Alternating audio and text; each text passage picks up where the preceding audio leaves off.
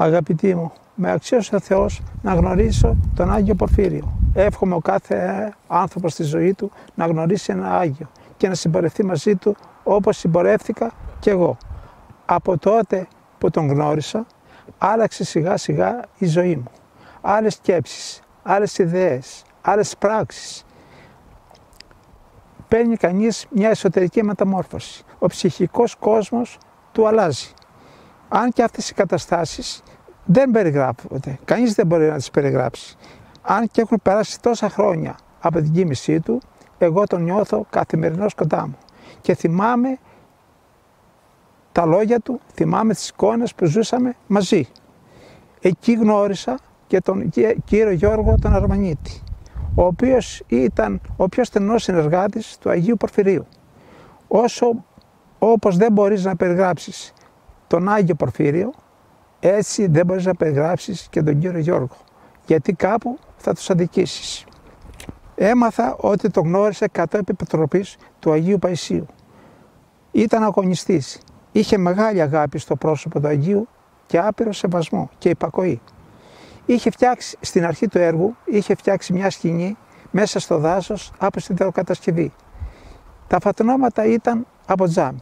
Μέσα εκεί είχε βάλει ένα διόροφο μονό κρεβάτι, το είχε περιμετρικός με κουβέρτες και μέσα εκεί κοιμόταν. Και μια φορά το χειμώνα η θερμοκρασία έφτασε μείον 20 βαθμούς.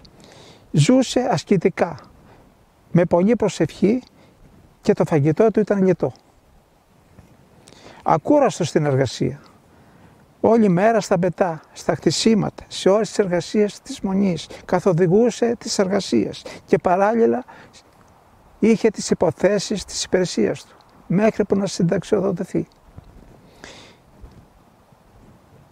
Όταν συνταξιοδότηκε, αφιερώθηκε ολοκληρωτικά στο έργο και κοντά στον Άγιο. Μια μέρα ο Άγιος μου είπε: «Γεράσιμε, αγωνιών για αυτό τον Γιώργο, διότι κουράζεται», μου λέει, «πάρα πολύ και πηγαίνει στο μηχανικό για τα θέματα της Μονής, πιάνει τη φιλοσοφία στην αρχή και τα θέματα της Μονής τα αφήνω τελευταία και έρχεται μεσάνυχτα εδώ και φοβάμαι μήπως μου πάθει τίποτα στο δρόμο». Πραγματικά, λέει, μια μέρα έτυχε να ερχόμαστε μαζί με τον κύριο Γιώργο στο μοναστήρι τη νύχτα. Ήταν τόσο κουρασμένος και μου λέει κατά τη διαδρομή, μου λέει: «Γεράσιμε, οδηγείς?» Του λέω: «Όχι κύριε Γιώργο, δεν οδηγώ». Πραγματικά φαινόταν. Φτάσαμε στη διασταύρωση του οροπού, βάζει δεξιά το αυτοκίνητο, για 5 με 10 λεπτά κοιμήθηκε, τεντώνεται, πετάγεται, δίνει 2 σκαμπελάκια στο πρόσωπό του και συνεχίσαμε.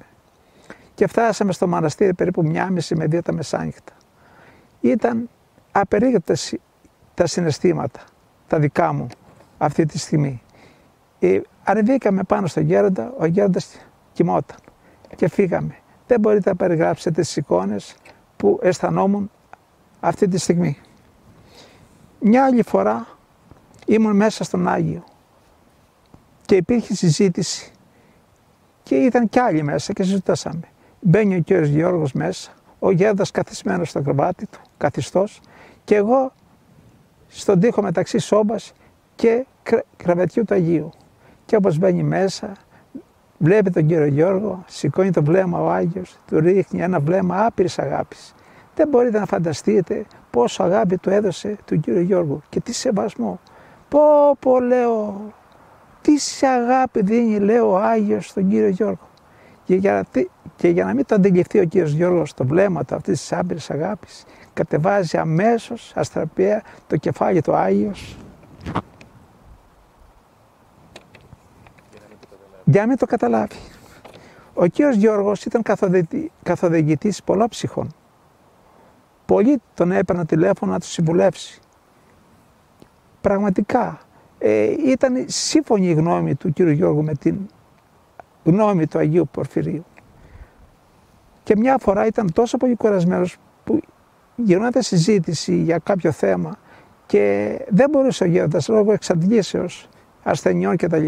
Δεν μπορούσε να μιλήσει. Και του λέει: «Γιώργο, πες τη λύση του προβλήματος». Και αμέσως ο κύριος Γιώργος μίλησε, έδωσε τη λύση του προβλήματος, η οποία ήταν ταυτόσιμη με την άποψη του Αγίου.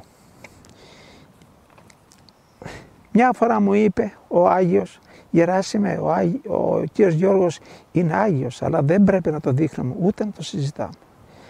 Ας έχουμε την ευχή και των δύο, και του Αγίου και του κύριου Γιώργου, να μας στέλνει ο Θεός, γι' αυτό προσευχηθείτε αδερφοί μου, να μας στέλνει ο Θεός τέτοιους ανθρώπους, διότι τους έχουμε άμεση ανάγκη. Μπορούν να μας λύσουν άπειρα προβλήματα, μπορούν να μας καθοδηγήσουν πάρα πολύ σωστά.